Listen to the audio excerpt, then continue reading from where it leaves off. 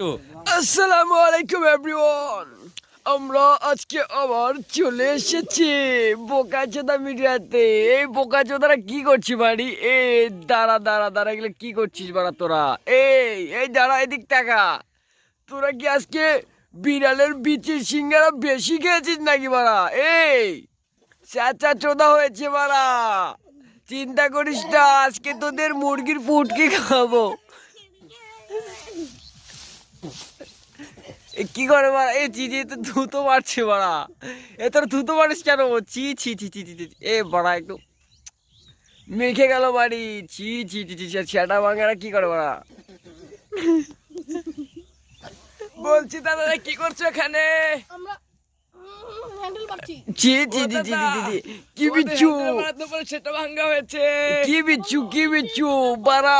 বোকার জোদারা হ্যান্ডেল মারছে। আর ভালো করে মার, আজকে তোদের জন্য মুরগির পুটকি খাওয়াবো তোদের। দাদা বলছি, তোমরা কি মুরগি পুটি হেঁটে কি রাজি আছো?